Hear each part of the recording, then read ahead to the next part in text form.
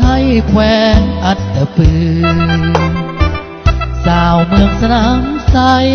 เขื่อนแต่ข้างในน้ำท่วมเหมือนสารย้อนไฟพิบัติเข้ามาหุกคาน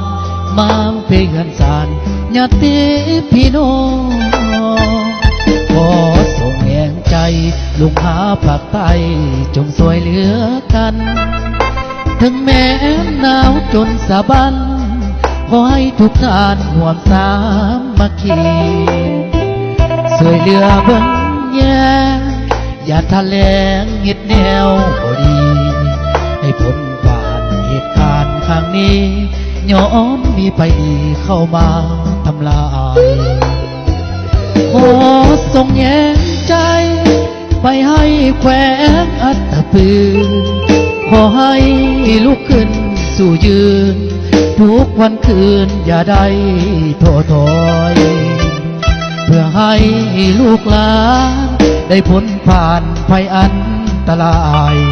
แสดงความเสียใจหลายๆมีคนล้มตายเสียนเศร้าหมดมองขอ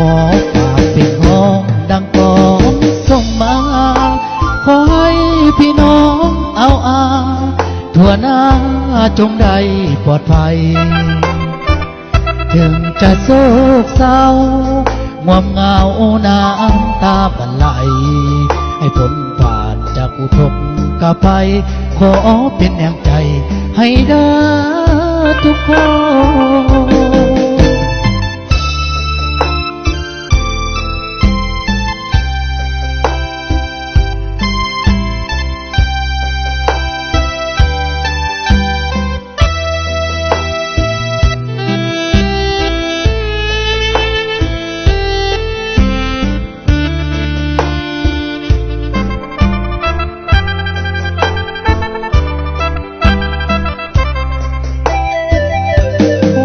ส่งแย้งใจไปให้แขวงอัตตปือขอให้ลุกขึ้นสู่ยืนทุกวันคืนอย่าได้ท้อถอยเพื่อให้ลูกหลานได้พ้นผ่านภัยอันตรายแสดงความเสียใจหลายๆมีคนล้มตายแสนเศร้าหม่นหมอ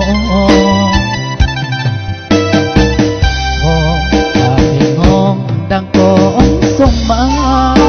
ขอให้พี่น้องเอาทั่วหน้า